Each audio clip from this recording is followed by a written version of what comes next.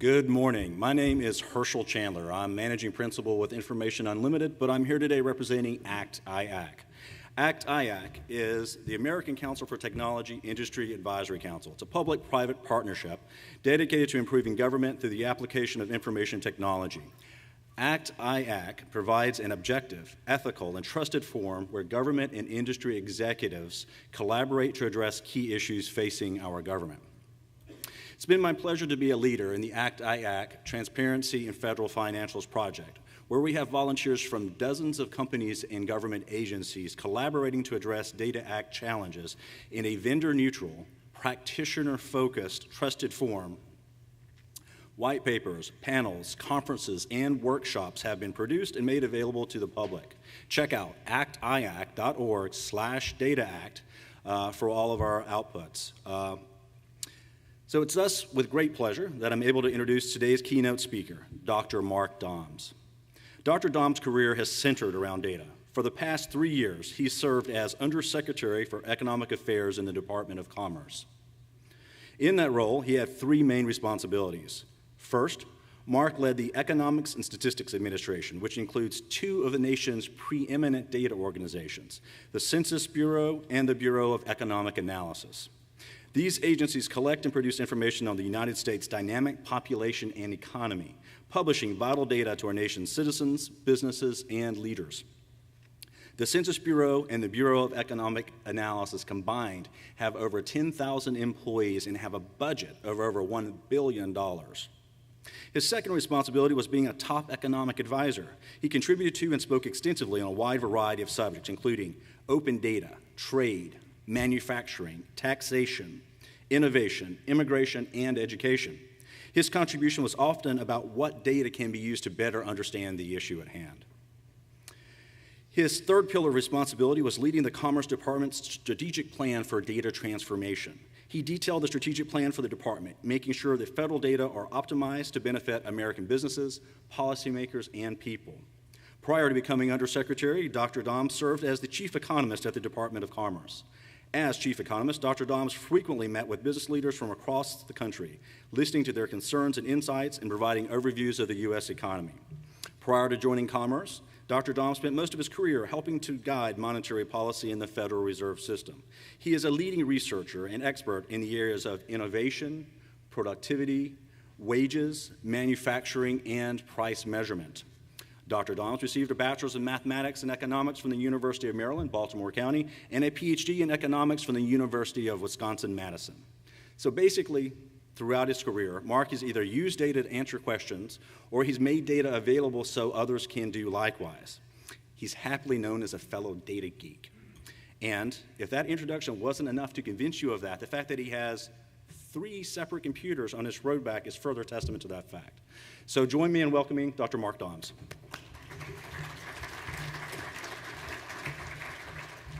Herschel, thank you very much, and thank you to Hudson and the Data Transparency Coalition for inviting me. So we're gonna sit here for just a second and see if this works. There we go. Okay, so I'll just say next slide. So if we can go to the first slide, please. What I'd like to do is talk for about 20, 25 minutes, and then let's just open it up to conversations.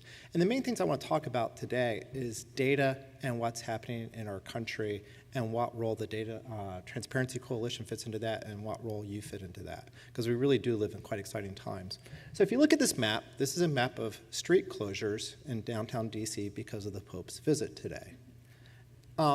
The reason I'm showing this is that 10 years ago, producing this map would have been really hard. And this map really exemplifies a lot of the points that our previous speakers spoke about. There is a lot of data now that is in standard geospatial format, so making maps like this is a lot easier than it used to be. So you see a lot more maps. There's a huge demand for geospatial information. People will always want to know what's happening where and how that relates to other points, geographically speaking. So if we think about this industry, we've also seen a huge explosion in the tools to make these maps.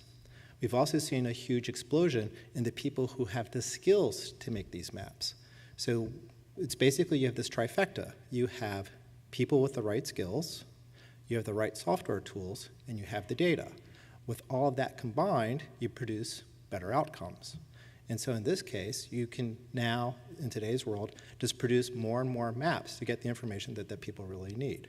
So when you look at these maps today, just always keep in mind that 10 years ago, making these things were really hard. Today, they're a lot easier. And again, the concepts behind making these maps is very similar to the concepts that you heard our previous speakers talk about. So let's go to the next slide. So the summary. Next slide. It's a picture of my cat. You really want to see it?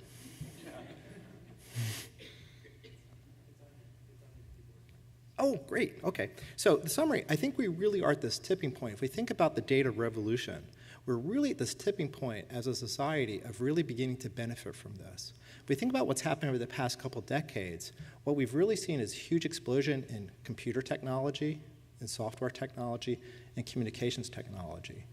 Now, with those key components in place, we can really take advantage of the huge explosion of data that's occurring.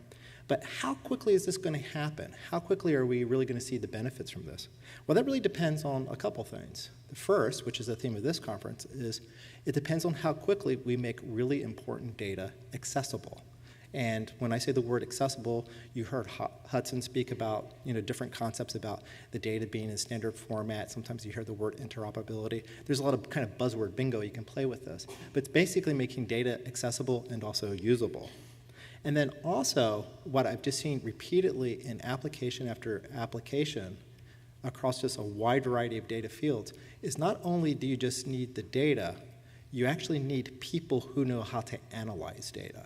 And that's something that I think that we're in relatively short supply. And I'll talk about that a little bit more. So one reason that people are getting so excited about data, and you hear about it all the time, is you always see these graphs. Okay, and these graphs always have a certain flavor to them. So these graphs always have, on the vertical axis, some measure of data volume. And sometimes it's some word you've never heard of before, like petabytes or something like that, much bigger than terabytes.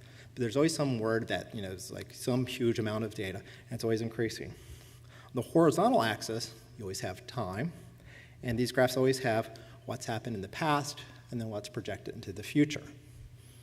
Then you actually see a line that shows, how much data there is going to be. What these lines always show is that they're sharply curving up. That means the amount of data that's accessible and usable by people is accelerating, okay? And usually the arguments you hear for this acceleration in the amount of data that's accessible is, first, you have all this open government data efforts, which you've already heard a lot about today.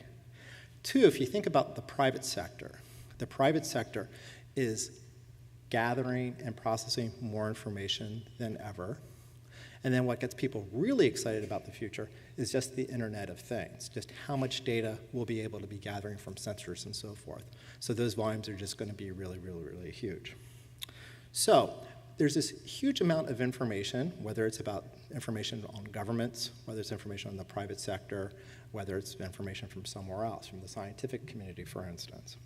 So the question that I would like to talk to you a little bit about is, why do we care? Why is this so important, okay? And basically, when we look at data, we want something from it. So the previous speaker spoke about how we want more sunlight into how government works. We want better information about how government is spending its money, for instance. Okay, so I'm an economist, that's kind of my background. So I'm also asking these questions of not just can we have more insight into how government works, but how is this really going to kind of help our country? So if we're thinking about all this data and then getting these outcomes, whether it's better knowledge of our citizens or better GDP growth or something like that, what I'd like to do is just kind of present kind of a simple model. Okay, so I'm going to just go through 3 simple steps. Okay, I'm going to start with the last one first. So it's going to be this kind of data to outcome model, okay? So that's, how do we go from data to get these outcomes that we want? And I'm just going to simplify it, and you'll notice the acronym of that is DOMES, which is pretty cool. So what I'd like to do is just kind of go, kind of start at the end and then go way up to the beginning. So at the end, we want better outcomes, okay? So what do we want those outcomes to be? They usually fall into 3 buckets. First one is what I call smarter governments.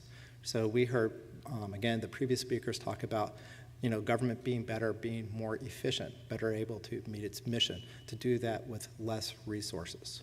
So that is a huge laudable goal, especially given how big governments are. So we have the federal government, which is literally trillions of dollars. It's double-digit percentage of GDP. You have state and local governments. And working at Commerce, we actually do a census of state and local governments. And I want everyone to think about a number really quick. How many state and local governments are there? Okay, there's 50 states. There's about 3,000 counties. And then you have a lot more after that. So everyone think of a number. The number is 91,000. There are 91,000 local governments out there. Okay? There's one federal government, 50 state governments, 3,000 county governments. There's 91,000 state and local governments. So that's just really huge. So we want smarter government. It's not just the federal government we're talking about, but again, as the previous speakers were talking about, it's also at the state and local level. Okay? Secondly, from a macroeconomist perspective, we want our businesses to benefit from this data. And they can really benefit it from two ways. One is they can use data themselves to be more efficient, so they can be more competitive. Two, as represented by a lot of the people in this room, there are businesses in the data business, as is Herschel, as are a lot of the companies that are represented here. And so this is an industry that's really important. It's growing. It's something where the U.S. has a comparative advantage. It's something where we run a trade surplus. And these are jobs that pay really well. So this is an industry that we really want to support. And then finally, as also we heard earlier, more informed citizens. So when we're thinking about the benefits of data, I always try to think about it falls into these three buckets. Either we want better government, we want more competitive businesses, we want a stronger business community, because that's where our economic growth and our welfare comes from, or we want kind of more informed citizens. So we have a better idea of what's happening to the world, how our governments are working, so on and so forth. So that's what we're really striving for, okay? That's the outcome that all of us are working towards. So how do we get there? Well, we get there, the preceding step is the analysis of data. So there's all this data out there. So, how do we analyze it? Well, one is we have these software tools. Again, if you look at the map that we presented at the beginning, there's a company called Esri who has a lion's share of the market, who's just done a tremendous amount of work to make geospatial data standardized. And using these Esri tools, ArcGIS, for instance, it's really easy to make these maps. And there's just a lot of other software tools out there. On the side, now that I'm unemployed, I'm trying to learn R. So the first 30 minutes was kind of fun. After that, it got a little frustrating. So I think I'm just going to hire somebody to do that. So, and then second, you just think about computer hardware. And so if you think about, say, storage capacity, think about cloud capacity and whatnot, these things are, these are now a commodity. 10 years ago, this stuff was a lot more expensive and it was a real inhibitor, but the prices have just really fallen. And then finally, the point I was making before, human capital, okay? And so human capital, that's an economics phrase. What it means is the skills of our workforce. We need not just kind of data scientists and programmers, but we also need people who really understand what's going on. So if we got all the financial data across all the government agencies in a standardized format, you still need to know people who know how government actually works, for instance, to really make sense of that data. And if you can get really large data sets, and I'll put on my statistician's hat for a moment, the bigger the data set, the more correlations you're going to find just by chance. Okay? So as we get more and more and more data, you're going to have more and more correlations. How do you filter those out to really figure out what's going on? That really requires subject matter expertise. When I talk to people in healthcare, when I talk to people in the private sector, when I talk to people who are looking at criminal justice, for instance, you can have the best data scientists in the world, but that has to be coupled with knowledge of what's actually happening in the industry. And one example of this is where you just need that kind of, when you need that common sense is, I'm going to tell a data joke, okay? There's not a lot of data jokes out there, so forgive me. And so but it's a low bar. So there's 3 statisticians, and they're out hunting, right? So they're out one morning. It's a beautiful day, beautiful fall day like today. And they see this buck 100 yards away, and they're upwind from it. So the first statistician gets out his rifle, lines up a shot, squeezes the trigger. Bullet goes 5 feet to the left of the deer. Second statistician goes, lines up his rifle, takes a shot. Bullet goes 5 feet to the right of the deer. Third statistician packs up his rifle and goes, looks like we hit it. So, so that's just an example of where you need not just people to, to look at data and understand data, but they actually have to understand what's really kind of going on to make the right inferences. And if anyone has any other data jokes, let me know. I know just one other that I can tell you afterwards. Okay, so again, the ultimate goal here is that we get better outcomes, whether we're talking about better governments or or make our businesses better or citizens more informed. We have to analyze data, and we have some constraints there. What we also need, and the Data Transparency Coalition's been great at this, is we need the data itself, the building blocks. And so you hear about data, and I use the word kind of integrity often. You actually have to know where the data comes from. There's a lot of junky data out there. The agencies I used to oversee, they prided themselves in producing high quality data about our people and our population. And as this data is exploding, there are real questions about data. What do we actually know about it? And often when you're looking at complicated questions, you really have to get those types of answers. And then we've all talked about common formats and standards, because you want to reduce the cost of combining all these data sets. So it's one thing to, another thing is you have to make your data sets easy to find. So if you go to data.gov, for instance, depending on the day you're looking at, last time I looked, there's about 114,000 different data sets there. It's hard to find information in this information explosion, in this kind of data revolution where data sets are just exploding, both in terms of size and in terms of number. It's like, how can you make these things easy to find? That's something that we've been working on. And then the ability to merge data. This is related to the standards, because combining data is where you get the real value. So you can have a single data set, and I'll go through a bunch of examples, but it's when you combine data from here to here and put those things together. That's where you get the big value. Think about the map we just showed, right? So there's information on what roads are closed, and then there's information about the map, the city maps of DC. It's combining those things presents a good visual representation to everybody about how this is going to affect their commute, and this is how it's going to affect their day. Okay, so that's a simplified model. So when I think about all this data stuff, because there's so many words out there, so many people talk about data, these are the buckets that I put things in. So let's go into each one of these just a little bit more. Now, in the first bucket, in terms of data accessibility, let me talk about what we've actually done at the Department of Commerce and why you may actually care about that. A lot of you probably don't know what's in the Department of Commerce. It's like this big holding company. Let me just go through a couple examples. First, we have NOAA, the National Oceanographic and Atmospheric Administration. They're the folks who monitor our climate. They're the folks who monitor our ocean. They monitor our fisheries. They monitor solar activity. Just their weather data alone is about 30 terabytes a day.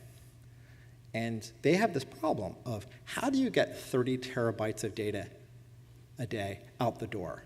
So they're working with the private sector in new and creative ways in doing that. But that's just a huge physical challenge that they face.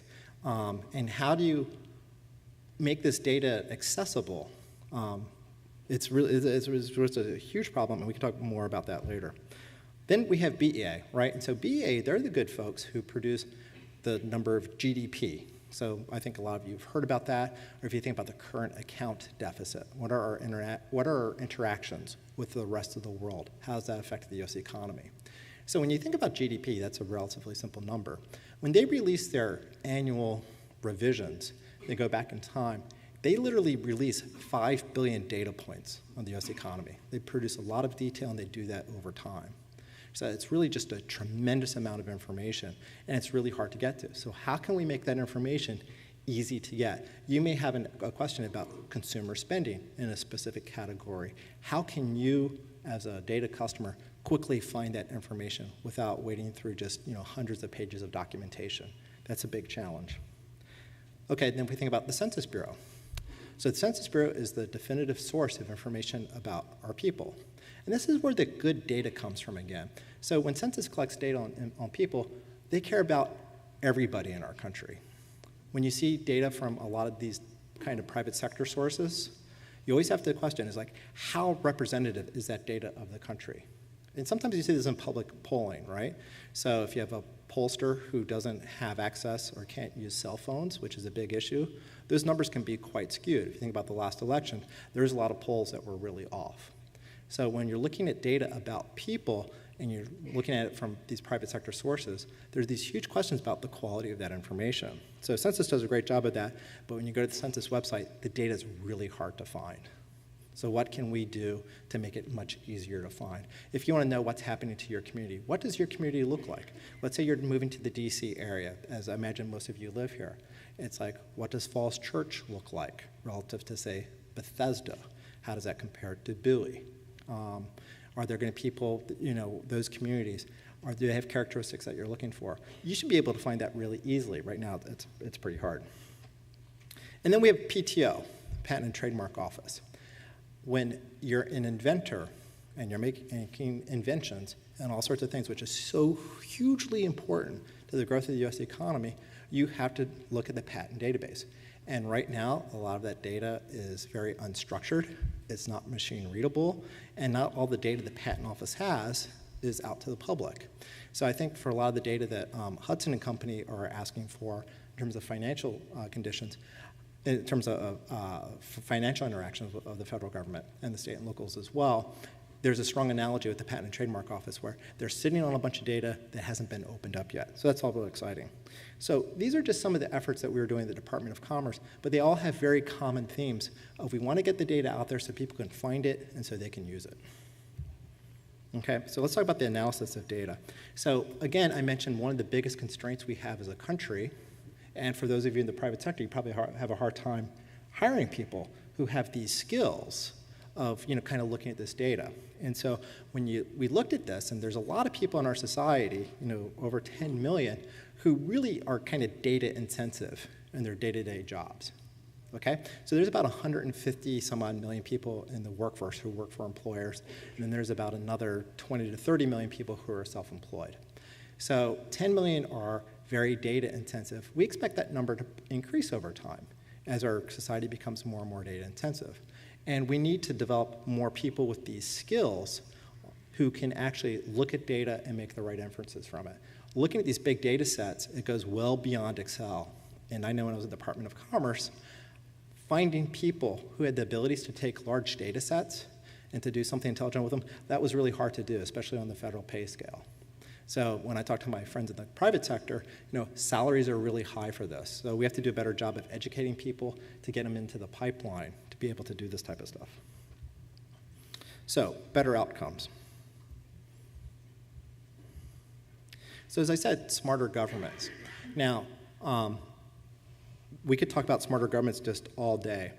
If I'm thinking from an economics point of view about where we're really going to move the needle a lot in our country, where data can really help.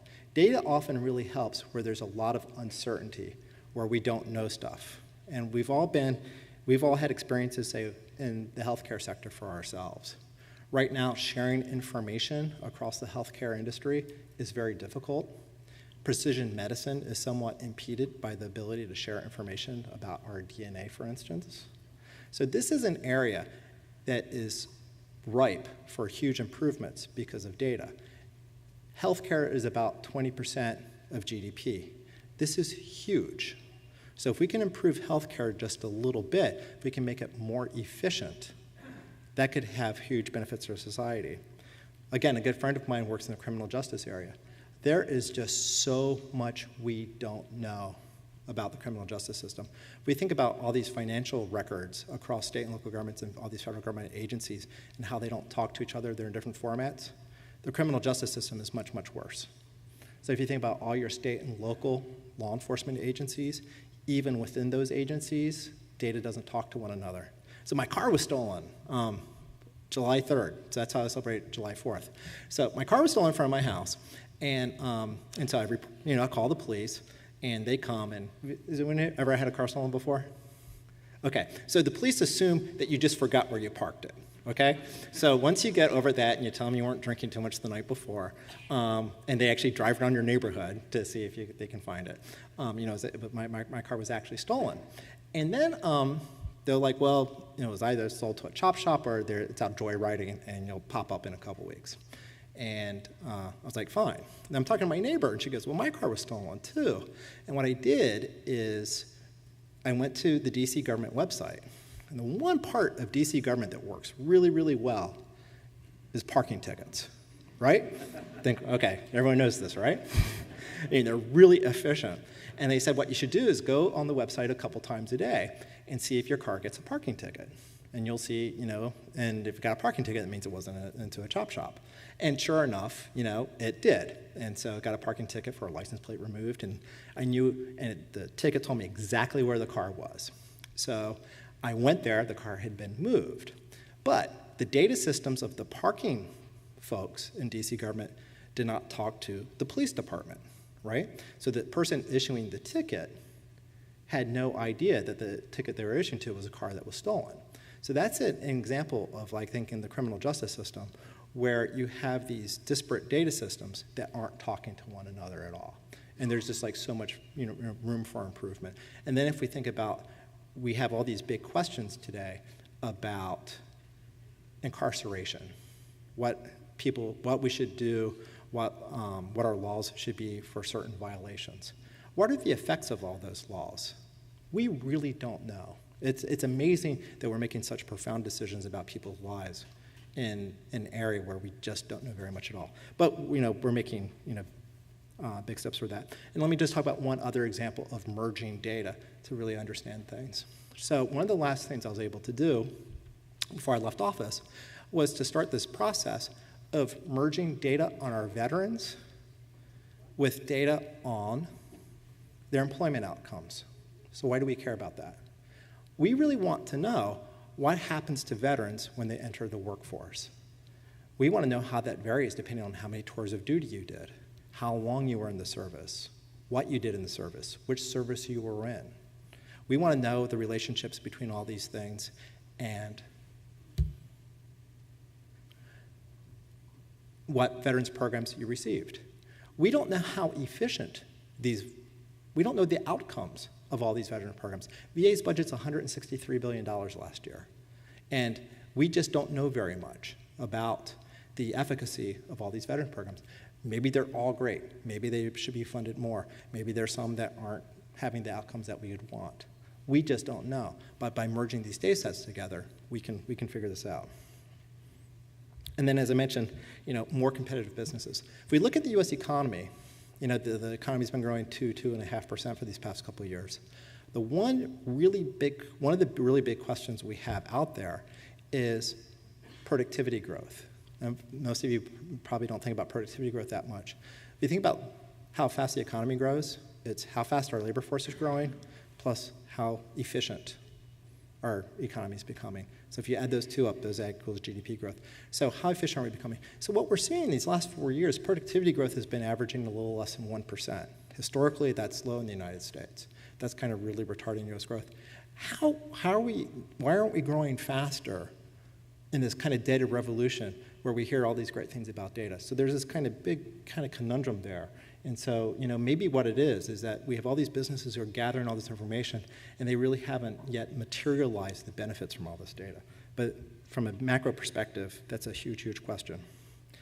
So how much, all this data stuff that we're talking about, how much can this improve the U.S. economy? Okay, so I'm just going to throw out just a couple real rough numbers here.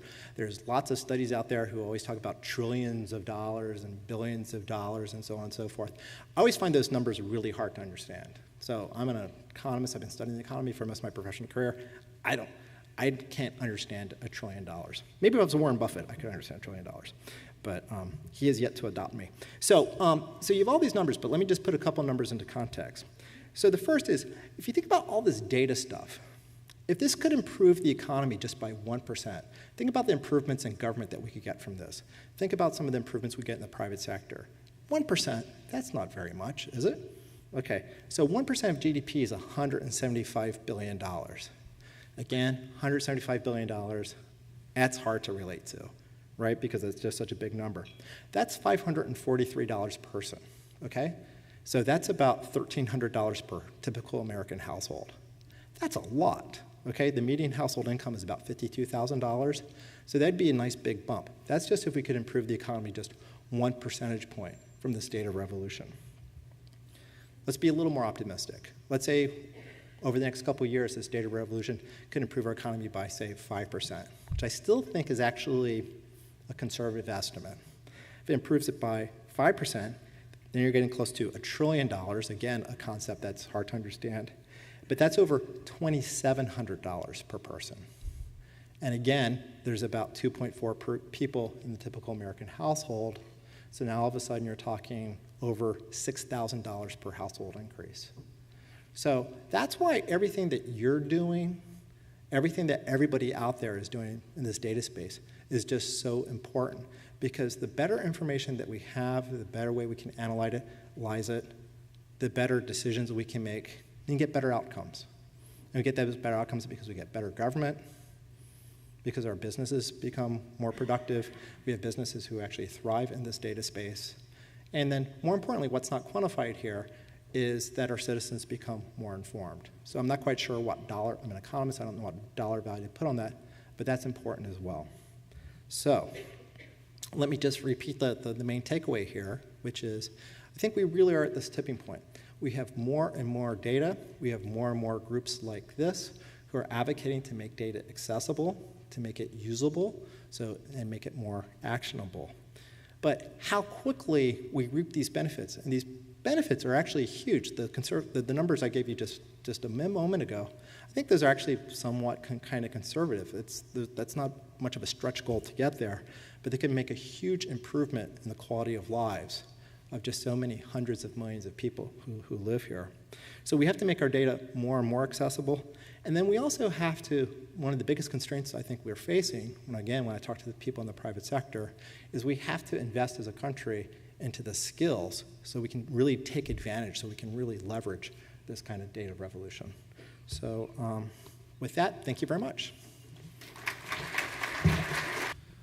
All right, thank you, Mark. So we have time for about 10 minutes of questions, and I think I'll start out with the first one. So you just finished 6 years in government. You've been advocating for fact-based decisions. You've been advocating for the release of high-quality data. What's next? So I'm single, so I'm looking to marry an heiress. Oh, this is on TV, isn't it? Oh, that's unfortunate. I don't work for government anymore, so I don't care. Yeah, but more seriously, one thing I'm thinking about doing is writing a book.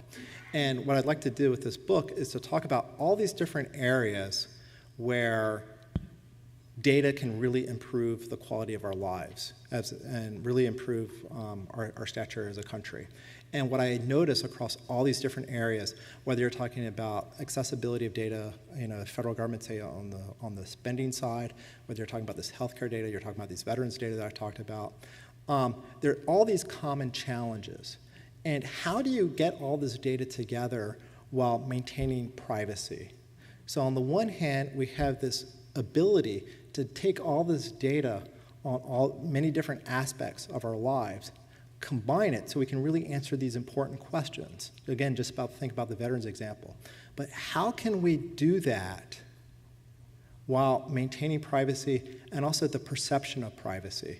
The American public is getting very concerned about information that the government has on them and also what the private sector has on them.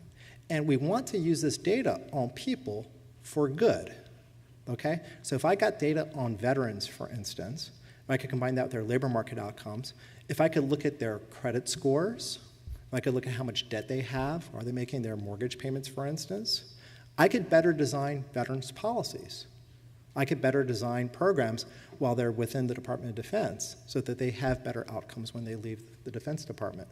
But to do that, I would have to combine data from lots of different sources. And our society, I think, is really grappling with this big question about how do you do that while maintaining privacy and also just kind of this perception of privacy. On the one hand, people give a lot of their private data to their personal data to private companies. So Facebook knows a lot about me. Facebook provides me a service in return for that.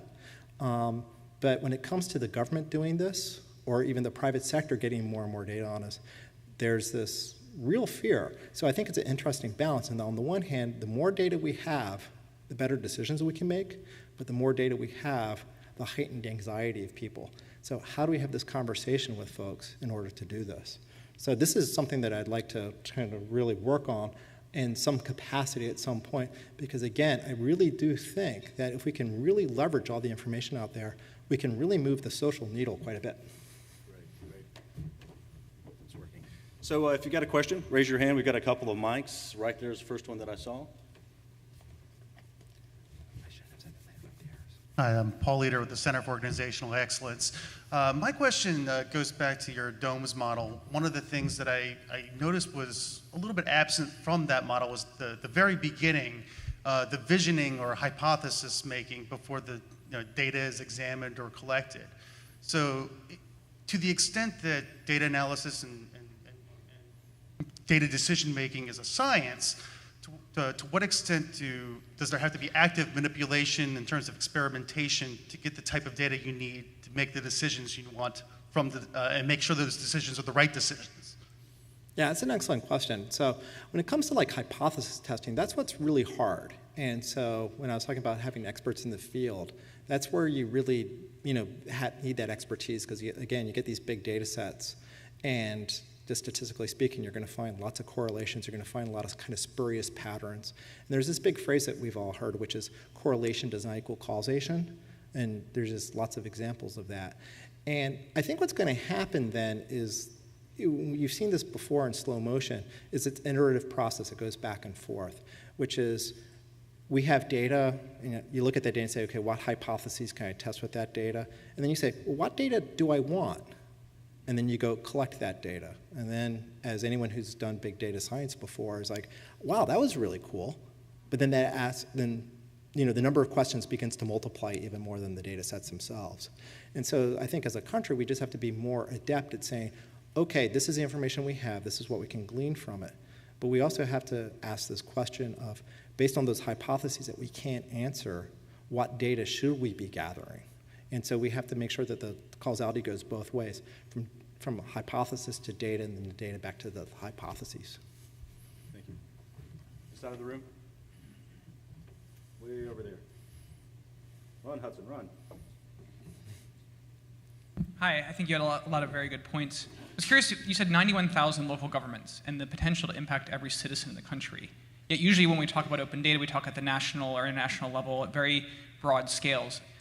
In your opinion, what are ways to make this part of the vernacular of the way that every citizen or business thinks and acts, and the smallest local government, to consider how they change their processes, their policies in terms of making data accessible, as well as investing in open data analysis to improve their local outcomes?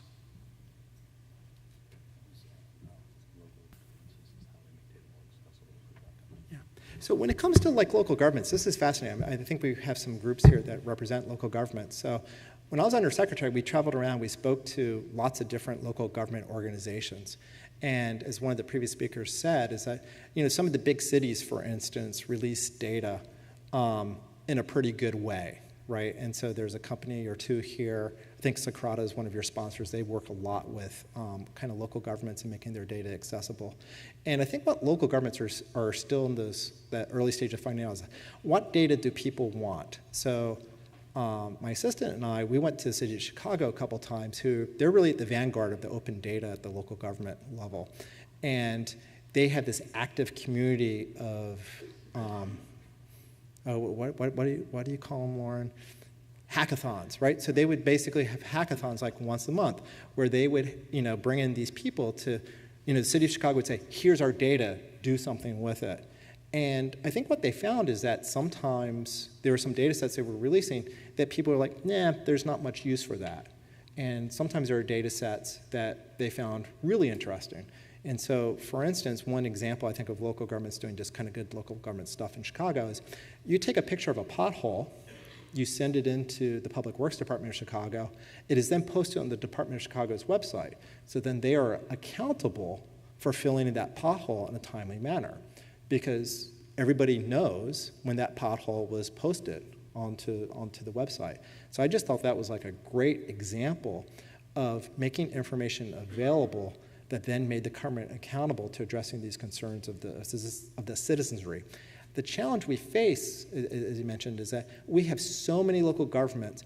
A lot of these local governments don't have the resources to do this type of stuff. When you're talking about data science, making data open, analyze the data, make sure your data is out in the right APIs or whatnot, a lot of these local governments are just really hamstrung. If you look at the most recent recession, for instance, one of the biggest drags we had on our economy coming out of the recession relative to other recessions was the state and local government sector.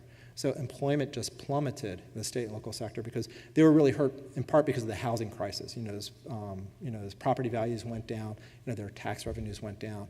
And so I think what's happening at the state and local government level is that you have some that are really kind of out of the vanguard, some that aren't. The ones that aren't are often they aren't because they're hamstrung. So maybe what we really need here are kind of standards, suggested best practices across all these local governments. And I think now that we've been doing this pretty well for a couple of years for some of these larger entities, I think they're beginning to learn what these best practices are. But we need more.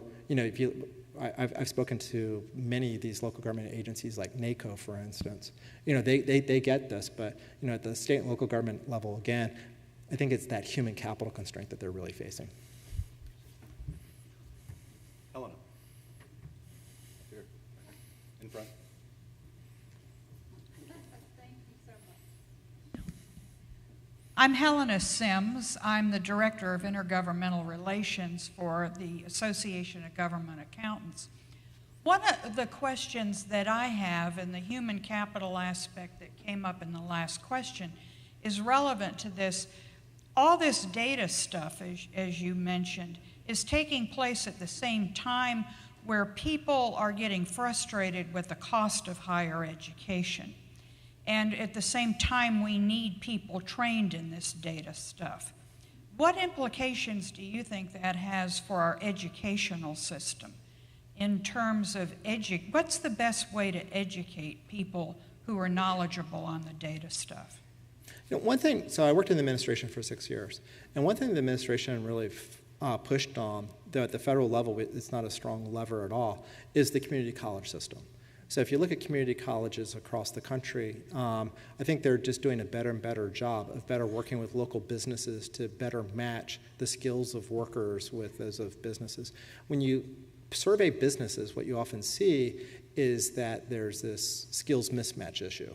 So businesses say we're not hiring because we can't find people with the right skills, right? And so how many millions of people are in that mismatch category? Those estimates vary quite a bit, but it's literally in the millions. So when we're thinking about getting these skills to do this data stuff, we have to think, I think, outside the traditional kind of 4-year college, degree. And also this is, the big concept that society always pushes is lifetime learning. So how can you learn these skills? And so literally, I'm teaching myself R. So I think some of you know what that is. It's a data processing, language. And what I'm surprised at is there any number of online courses that basically don't cost anything for me to learn this. Now that requires a certain amount of, dedication, and also I happen to know a lot of people who know a lot about this stuff, so I'm kind of pointed in the right direction. But fundamentally, we know that the cost of higher education, the rate of inflation for that for the past couple of decades has far outstripped the rate of inflation elsewhere in the economy since it's very high. But I think one of the big answers to your question would be kind of the community college system is just really huge. And then also you see even at colleges, Carnegie Mellon is a case in point, in your first year now, you take a computer programming course, okay? They just view it as it's a way to think. Right? This is something that everyone should be familiar with. When I was in high school a long time ago, I took Fortran, for instance.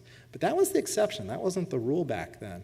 So what can we do to teach kids today the things about coding? And when I was undersecretary, you travel around quite a bit. It was really a lot of fun because there's a lot of these camps where kids would actually learn Java, and then they would actually make an app, right? And that makes it really fun for kids because I think the way computer science used to be taught, it was done in a really nerdy way. It wasn't done in a very exclusive way. And you heard the same thing about math education as well. So not only is it not where you get your education, but it's also where, how the stuff is taught, which I think is really fascinating as well. Different people respond differently to different types of education, or how things are taught. Excellent, great, thank you. So that was a great question to wrap up our keynote, so thank you very much, Dr. Doms. Thank you.